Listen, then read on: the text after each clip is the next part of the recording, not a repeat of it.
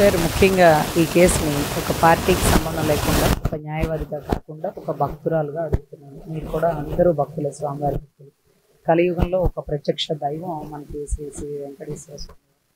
So ఇక్కడ జరుగుతుంది ఏంటంటే, కంప్లైంట్ ఎవరైతే ఇచ్చిన అధికారికి చాలా విషయాలు తెలుసు. ఎవరు చేస్తున్నారు, ఎవరు చేయించినారు, గతంలో ఎవరెవరు సపోర్ట్గా ఉన్నారు, ఇవన్నీ కూడా తెలుసండి. సో తెలిసి ఎంత ధైర్యంగా, ఎంత నిజాయితీగా ఒక తప్పు జరిగింది అని గ్రహించి ఆ తప్పుని పట్టుకొని వెలికి తీయడమే కాకుండా ఎంతమంది ఆపినా ఆగకుండా కేసు దాకా వెళ్ళినటువంటి వ్యక్తి సతీష్ గారు. చూడండి, నిన్న మొన్న మీ అందరికీ బాగా గుర్తు, ఒక బీజేపీకి సంబంధించినటువంటి భానుప్రకాష్ గారు కన్నీటి పర్యంతం అవుతూ ఇవాళ రేపు ఉంటానో లేదో తెలియదు అని కొన్ని విషయాలు చెప్పలేకపోతున్నాను, నా కుటుంబాన్ని కూడా బెదిరిస్తున్నారు, భయపెడుతున్నారు అంటూ మన ప్రభుత్వంలో కూడా బీజేపీ నాయకులు సైతం గడగడలాడి కన్నీటి పర్యంతం అయిపోయినారంటే ఇది అల్లటప్ప కేసు అనుకుంటున్నారా? గత 5 ఏళ్లలో జరిగిందన్న స్కామ్ అనుకుంటున్నారా? ఎన్ని ప్రభుత్వాలు దాటిపోయినాయండి. ఒకరికి తెలియకుండా ఇంత పెద్ద స్కాములు ఎవరెవరు చేస్తున్నారు, దీని వెనకాల లోతైన దర్యాప్తు చెయ్యాలి అంటూ ఈరోజు చంద్రబాబు గారు చాలా నిక్కచ్చిగా ఉన్నారు. ఎందుకంటే నాకు తెలియట్లేదు ఇక్కడ ఏం జరుగుతుందో, పూర్తిగా తెలుసుకోవాలి. ఒక చైర్మన్ చేతుల్లోనో ఒక డైరెక్టర్ చేతుల్లోనో పెట్టేశాం ఇన్ని సంవత్సరాలు, ఏది నా ప్రభుత్వంలో కూడా. కానీ 5 ఏళ్లలో జరిగిన స్కామ్ కాదు సార్, మనం ఓపెన్గా ఒప్పుకోవాలి. ఎందుకంటే $900 దొంగలించిన వాడి దగ్గర 14 కోట్లు కట్టించుకున్నారు. 14 కోట్లు కట్టిన వాడి దగ్గర 100 కోట్ల ఆస్తి ఉంది. అది ఎలా సాధ్యం? ఇప్పుడు సరే పట్టుకున్నాడు, సరే కోర్టులో వేసినాడు, సరే ఈ 14 కోట్లు కట్టించుకునేటప్పుడు ఎవరైనా నీకు ఈ ఆస్తి ఎక్కడి నుంచి వస్తుంది అంటారు కదా. తాతల ఆస్తి, అంత ఆస్తున్నాడు పరకమంలో కూర్చొని స్వామివారి డబ్బులు లెక్కిస్తాడా అండి? కాదే. పోనీ $900 కొట్టేశాడు రజనీ గారు అంటారా? కాదే. పోనీ కొట్టేసినాడు 900. ఎక్కడ మారుస్తారు? ఎక్కడ మారుస్తారు? ఎక్స్చేంజ్ దగ్గర మారుస్తారు. బ్యాంకరు, ఎక్స్చేంజీ, లేకపోతే మిడిల్గా ఉండే బ్రోకర్లు, ఇలా $900 ఖరీదు ఇన్ని కోట్లు కాదండి. కానీ $900 ప్రతిరోజు $900 కొట్టేసినా 100 కోట్ల ఆస్తి అవ్వదండి. పోనీ ఒక్కడే కొట్టేస్తున్నాడా? కాదండి, చాలామంది ఉన్నారండి. స్వామివారి రక్తమే ఎర్ర చందనం, ఇంత ఎర్రగా ఉంటుందా స్వామివారి రక్తం అంటూ మాట్లాడుతున్న పరిస్థితులు అటవీ శాఖ మంత్రులు. అదే రకంగా ఈరోజు చూడండి, పరకామణి కేసుని నిజంగా నేను చంద్రబాబు గారిని రిక్వెస్ట్ చేసి అడుగుతున్నాను. అయ్యా, మీ ప్రాణాల్ని కాపాడినటువంటి స్వామివారి సంపద ఈరోజు మీ చేతుల్లో ఉంది. మీరు ధైర్యంగా ముందుకెళ్ళండి. మిమ్మల్ని ఒక కనపడని శక్తి మిమ్మల్ని కాపాడిద్ది. ఎందుకంటే ఆ కనపడని శక్తి మిమ్మల్ని కాపాడబట్టి ఈరోజు రాష్ట్రంలో మీరు, లేకపోతే తెలంగాణలో మీ ముద్రికలు ఎందుకుంటున్నాయి? స్వామివారే కదా. ఆ రోజు బోనమ్మకి ఏ రోజు మీరు అరెస్ట్ అయిన తర్వాత నేను ఒంటరిగా ఏ రోజు కొండకు రాలేదు, ఈరోజు ఆయన లేకుండా కొండకు వస్తున్నానని ఒక్క మారు ప్రార్థిస్తేనే సతీ సమేతంగా మీరిద్దరూ కలిసి వచ్చినారే, ఒక్క నిప్పులాగా. ఎవరన్నా హాస్పిటల్ బెడ్ నుంచి వచ్చేవాడు ఎలా ఉంటాడు? ఒక 2-3 రోజులు లెగవలేడు కదా. అదే జైల్లో 53 రోజులు 52 రోజులు ఉన్న ఒక వ్యక్తి, 75 ఏళ్ల వయసు గల వ్యక్తి నడుచుకుంటూ సింహంలా గర్జిస్తూ 4 గంటల ప్రయాణాన్ని 14 గంటల జర్నీ చేసి వెంటనే స్వామివారి దర్శనం చేసుకున్నారంటే మా స్వామివారి కృపా కటాక్షాలు మీకు ఎప్పుడు ఉంటాయి. దయచేసి ఇది నేను వినతిపూర్వకంగా మీ పాదాల సాక్షిగా అడుగుతున్నాను. ఇది ఒకరి వల్ల సాధ్యం అయ్యే పని కాదండి. ఎందుకంటే భానుప్రకాష్ గారు లాంటి వారే కంటతడి పెట్టడం, ఏసో మరణించడం, ఇవంతా మీరే స్వామివారి సంపదని ఇలాగ అన్యుల పాలు కాకుండా చూడాల్సిన బాధ్యత మీది. ఎందుకంటే మీ ప్రభుత్వాలు దాటేసినాయి, కానీ మీ ప్రభుత్వంలో మీకు కూడా తెలియనటువంటి గంప కింద పందికొక్కులు ఉన్నారు. డైరెక్టర్లుగా ఉన్నారేమో, వారు లేకపోతే పెద్ద పెద్ద పోస్టులో ఉన్నారేమో. మొత్తాన్ని పట్టుకోండి, ప్రక్షాళన చెయ్యండి. చిట్ట చివరిలో మనం బయటికి వెళ్ళిపోయేటప్పుడు, మన ఆత్మ పైకి వెళ్ళిపోయేటప్పుడు అడుగుతుంది స్వామి, ఏం చేసినావు అంటే 10 బంగళాలు కట్టినాను, ప్రభుత్వంలో ఉన్నామని కాదు, 10 మందికి మంచి చేసినాను స్వామి, నీ సంపదని కొల్లగొట్టకుండా ఎన్నో వైభోగాలు, అంటే ఎస్వి యూనివర్సిటీ కానీ, ఎస్వి హాస్పిటల్స్ కానీ, స్విమ్స్ కానీ, ఇవన్నీ స్వామివారి సంపదతో బతుకుతున్నాం. స్వామివారి సంపద మీద ఎన్నో ఉద్యోగాలు, ఎంతోమంది కుటుంబాలు గడుస్తున్నాయి. అటువంటి సంపాదన అన్యుల పాలవుతుంది. అటువంటి శేషాచలం అడవులు, ఎర్రచంద్రం వాళ్ళు వీరప్పలు తయారవుతున్నారు. చనిపోయిన వీరప్పన్లో తయారవుతున్నారు. సో దయచేసి ఇది మీరు మాత్రమే చేయగలరు. ప్రభుత్వంలో మీరున్నారు, ఎన్నో ప్రభుత్వాలు దాటేసింది. ఇతని చావుని మాత్రం ఫుల్ ఫ్లెడ్జ్డ్గా ఎంక్వైరీ చేయండి. అంటే ఇక్కడ ఒక చిన్న ప్రశ్న మేడం, గతంలో చూసుకుందాం పరిటాల రవి గారి హత్యోదంతం ఏదైతే కనుక ఆ రోజు మధ్యల చెరువు సూరి కానీ మొద్దు సీను కానీ మొద్దు సీని చంపిన ఓం ప్రకాష్ కానీ ఎవరూ మిగలలేదు. ఇప్పుడు చూద్దాం, ఇప్పుడు ప్రజెంట్ ఇవాళ జరిగింది చూద్దాము.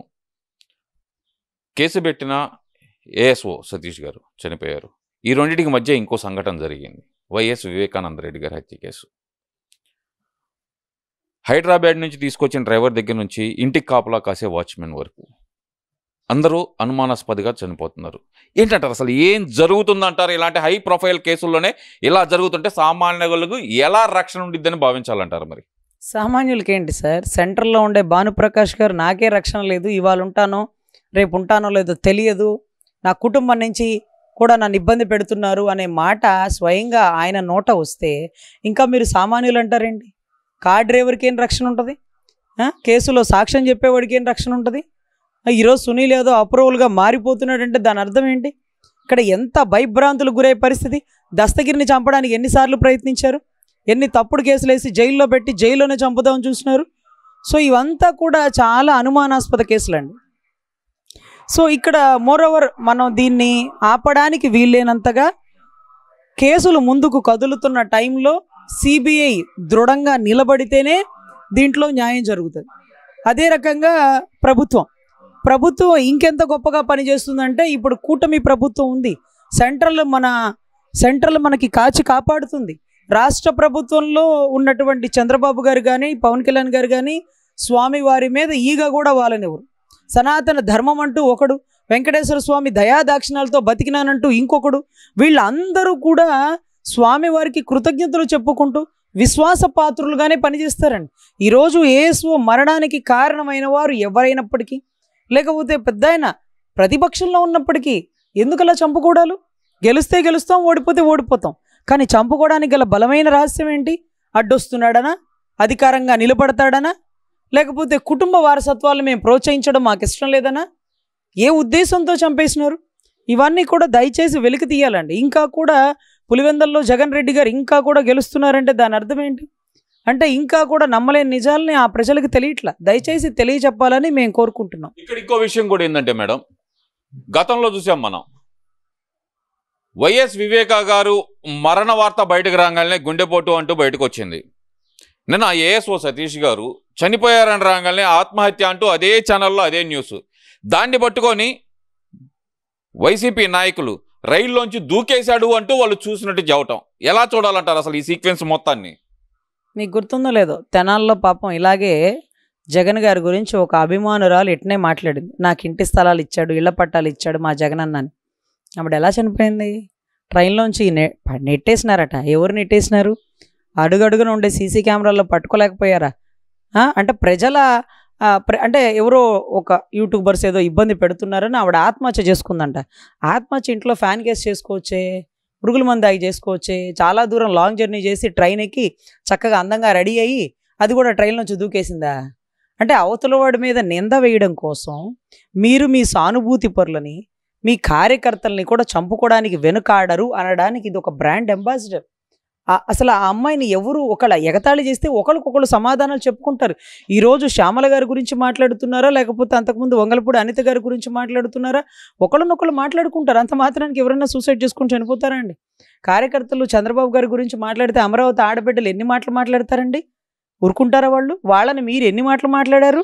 ఏంటది రోలెక్స్ వాచ్ పెట్టుకుంటారా? మీకు బంగారాలు ఎందుకు? మీరు గోసు కట్టుకోరా? మీరు చీరలు ఎందుకు అని మాట్లాడినప్పుడు వాళ్ళెవరు సూసైడ్ చేసుకోలేదే. మీ కార్యకర్తలు ఎందుకు చేసుకున్నారు? మీరు సతీష్ని అనే వ్యక్తిని ఒత్తిడి చేస్తున్నారు, మా పేర్లు చెప్పమని ఒత్తిడి చేస్తున్నారు. ఆ ఒత్తిడి తట్టుకోలేక ఆత్మహత్య చేసుకున్నాడు అనేది ఒక కథనం బయటకు వస్తుంది. మరి దాన్ని ఎలా చూడాలంటారు? సార్, అతను నిజం చెప్తే ఎంతోమంది పెద్ద పెద్ద వాళ్ళ పేర్లు వస్తాయి. నువ్వు చెప్పకుండా చచ్చిపోతే ఇవాళ కాకపోతే రేపైనా నీ కుటుంబాన్ని మేము కాచి కాపాడుతాం. నువ్వు చెప్పావనుకో నిన్ను నీ కుటుంబాన్ని కూడా చంపేస్తాం. అలాంటప్పుడు ఎవరైనా వారికి వారు చనిపోవడం వల్ల వారి కుటుంబం జోలికి రారు అన్న ఉద్దేశంతో ఉంటారండి. ఇక్కడ పోలీస్ ప్రొటెక్షన్ ఇస్తుంది, గవర్నమెంట్ సపోర్ట్గా ఉంది. అయినా ఎందుకు భయపడ్డారు?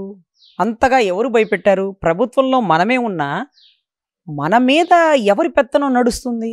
భానుప్రకాష్ గారు ఎందుకు భయపడుతున్నారు? అరే ఎక్కడో సెంట్రల్ లోడ్ భయపడుతున్నాడంటేనే మనకే ఆశ్చర్యం వేసింది. ఇతన్ని ఏ పరిస్థితుల్లో ఒత్తిడి చేసి ఉంటారు? నువ్వు నోరు విప్పితే నీ కుటుంబంలో నీ రక్త సంబంధికుల్లో ఎవ్వరూ లేకుండా మొత్తం యాక్సిడెంట్లో పోతారు. నువ్వు ఒక్కడవే పోయావనుకో అంతటితో క్లియర్ అయిపోతుంది. అసలు కేసు పెట్టడం ఒక ఎత్తు, దాన్ని లోక్ అదాలత్లో కొట్టేసుకోవడం ఒక ఎత్తు. లోక్ అదాలత్లో ఎవరు చెప్తే కొట్టేసినారు? ఎవరు చెప్తే 14 కోట్లు మీరు వసూలు చేసినారు? దీనికి కర్త కర్మ క్రియ ఎవరు అని అడగాల్సింది ఏఎస్ఓనే. ఆ ఏఎస్ఓ కొన్ని సమాధానాలు ధైర్యంగా చెప్పినాడు. అది రికార్డెడ్ ఉంది మన దగ్గర, ఎక్కడికి పోలేదు. చెప్పేసినాడు, ఎవిడెంటరీ అంతా చెప్పేసినాడు. దాంట్లోనే చెప్పుంటాడు నా ప్రాణానికి కూడా రక్షణ లేదని. అంత పెద్ద భానుప్రకాష్ గారే మీడియా ముందు చెప్తే సిఐడి ముందు కూర్చున్న వ్యక్తితో, సిట్టు ముందు కూర్చున్న వ్యక్తితో సతీష్ గారు చెప్పరా అండి? చెప్పారు, కారణాలన్నీ చెప్పారు. మమ్మల్ని చంపేస్తారు సార్ ఈ విషయాలు బయట పెడితే, అయినా సరే మేము అక్కడే పనిచేస్తున్నాం, స్వామివారి ఏదైతే విశ్వాసం మేము చూపించాలి అంటూ వాళ్ళు కృతజ్ఞతగా వాళ్ళ సమాధానం ధైర్యంగా చెప్పినారు. కానీ తనంతట తాను చనిపోతే అక్కడతో కథం. మేముగా అంటే మీకు గుర్తుందో లేదో, 7 సముద్రాలు దాటినా వెంటాడతానన్నాడు, ఏ ఒక్కరిని వదిలిపెట్టనన్నాడు. అర్రే పెద్ద పెద్ద వాళ్ళనే ఈడ్చుకొస్తాను రప్ప రప్ప అన్నోడు ఎదురుగా కూర్చున్నాడు. పరిస్థితి ఎలా ఉంటుందండి? అందులోనూ ఇంత పెద్ద కేసు ఇది. వైవి సుబ్బారెడ్డి గారు పిఏ వచ్చేసినాడు. నెక్స్ట్ వైవి సుబ్బారెడ్డి గారు వస్తారు. ఆయన అపాయింట్ చేసిన వాళ్ళు ఎవరు? అప్పటి ప్రభుత్వమే కదా, వాళ్ళు వస్తారు. మన కరుణాకర్ రెడ్డి గారు వస్తారు. వీళ్ళు కప్పెట్టి కాపాడడానికి అటవీ మధ్యలో ఉన్నటువంటి వాళ్ళ విల్లాలు ఉన్నాయి చూసారా, అక్కడ ఒక డెడ్ బాడీని చంపేస్తే మనకి బొయ్కలు కాదు కదా, ఎముకలు కూడా దొరకవండి. అడవి సింహాలు, అడవి పులులు, అడవి జంతువులు తినిపడేస్తాయి. అంత మధ్యలో ఎలా భూమి వచ్చింది, బ్రిటిష్ వాళ్ళు ఇచ్చినారా అంటూ కూడా దర్యాప్తు చేస్తున్నారు. సో ఇక్కడ కేసు గురించి మాట్లాడిన వారు ఇవాళ ఉంటారో లేదో తెలియదు, రేపు ఉంటారో లేదో తెలియదు అనే పరిస్థితి నడుస్తుంది. కాబట్టి ఏఎస్ఓ సతీష్ గారి మరణం పూర్తిగా అనుమానాస్పదం. అతను ఎవరి పేర్లు అయితే చెప్తాడనుకుంటున్నారో రేపు మిమ్మల్ని గురించి అడుగుతారు.